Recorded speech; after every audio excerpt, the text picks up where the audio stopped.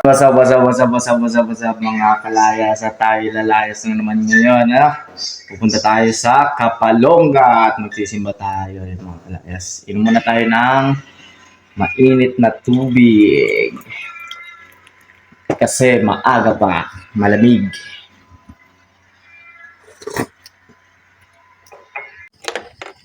Ayun mga kalayas at tayo pupunta na.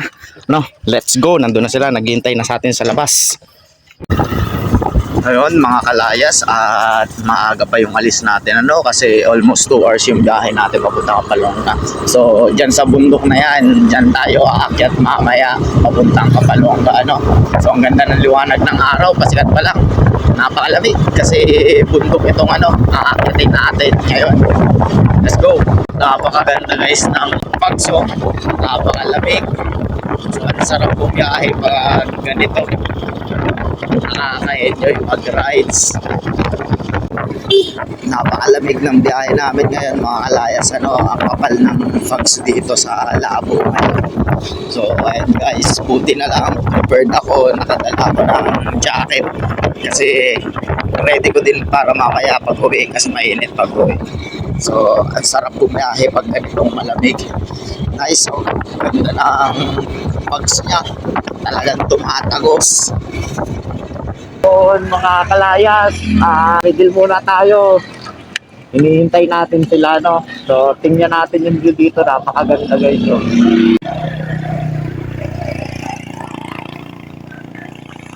Napakaganda guys ng view dito. Ano pa siya, ma-mist. Ayan habang hinihintay natin yung mga kasamahan natin nandun pa sa likuran. Napakaganda. Wala pa sila. Dito tayo guys. Let's go. Oops. Hi guys, punta tayo sa Kapalonga.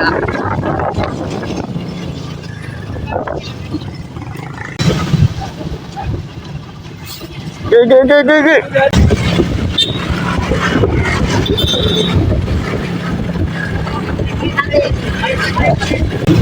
Tawag mo ako. So ayan guys, mga kalayas, is 31 kilometers ahead na lang. Malapit na tayo sa ating patutunguhan. Mga kalayas, ano nangyari sa kanila? So malapit na konti na lang, 31 kilometers na lang. Welcome to Kapalonga. At guys, kapapasok lang natin ang Kapalonga pero malayo-layo pang biyahe ito. So ayun mga kalayas, at wala pa tayo sa sentro ng Kapalonga 2 kilometers left at nandun na tayo. So nag-stop over tayo dito sa Sibol. Yun mga kalayas, nandito tayo ngayon sa Sibol. Isa ito sa pinakamagandang spot dito sa Kapalonga. So guys, mag-sightseeing muna tayo dito sa Sibol sa tabi ng dagat. Nice. So pag pupunta kayo dito ng Kapalonga, pwede kayo dito mag-stop over sa may Sibol. So marami dito nag-i-stop over mga kalayas. At hintayin muna natin sila yung mga kasamahan natin ay nailan ka din sa likod. So hintayin na muna natin sila. Ito na muna tayo mag-hintay. Ano tayo ng pagkain? Ando natin, may pagkain. Doon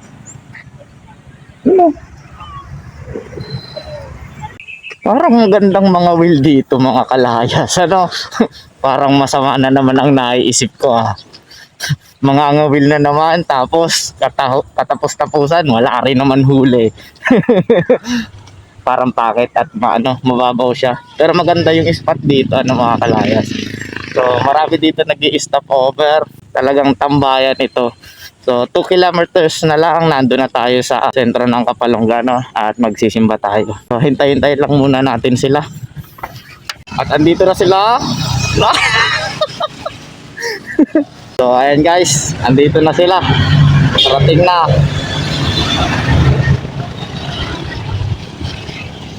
Andun na sila, mamaya ka na mag-make up. Mag-vlog. Ikaw, iba-vlog ko. Make up ka ng make up. Tara na! Yan nyo po itong anong to, itong batang ito. Parang baliw. Paganda pa ng paganda. Magsisimba lang naman doon. Happy Fiesta, Kapalongga. Yo! We're finally here, mga kalayas. Ayun, mga kalayas, at nandito na tayo sa Kapalongga, no?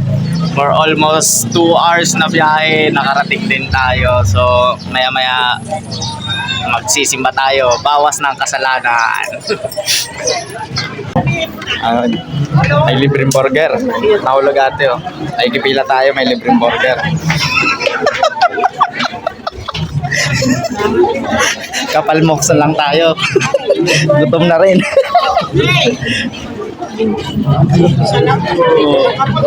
May libreng burger. Papapilahin natin yung mga kasamahan natin, o yung mga bata. Ano pangalan mo? Ha? Ano sasabihin? Yun! Yun, thank you po sa pa-burger. Libreng burger tayo, mga kalayas. Ayun. So, sasabihan natin yung mga bata, ano, may libreng burger doon. Let's go, let's go. Uy, pila kayo may libreng burger doon sa L300 doon. Kaloob sa lupa'y kapayapaan. Yun, ayun mga kalayas, katatapos lang natin magsimba, no? So, we feel blessed today kasi nakapagpalagay tayo ng oil, ano? So, yun daw ay para sa may mga may sakit-sakit. Karamdaman. Tayo ay, lahat naman tayo merong nararamdaman, may mga karamdaman tayo, ano? Lahat tayo may iniinda. Yeah. So, yun ay faith lang natin at hindi lang naman sakit, yung natural na sakit na nararamdaman natin sa pangangatawan natin ang kailangan nating ihingi ng paggaling kay Lord. Kailangan din natin ihingi yung mga sakit ng ating kaluluwa. Ano yung mga pagkakasala natin kay Lord.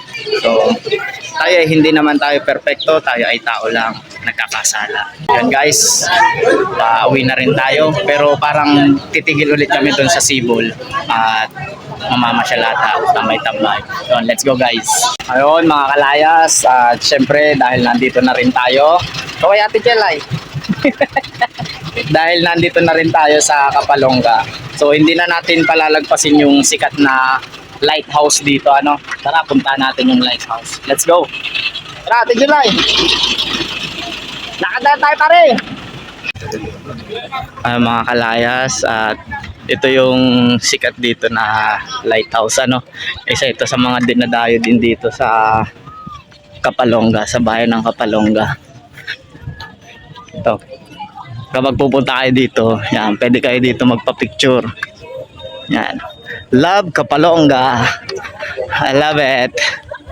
So, napakaganda ng bayan ng Kapalongga, no? Bukod lang sa daming pasyalan din dito, eh, isa talaga dito yung dinarayo yung si Black Nazareth, ano? Yung kanina sa simbahan, so nagsimba tayo kay Nazareno. Mainit. Tara na, mainit guys, balik na tayo.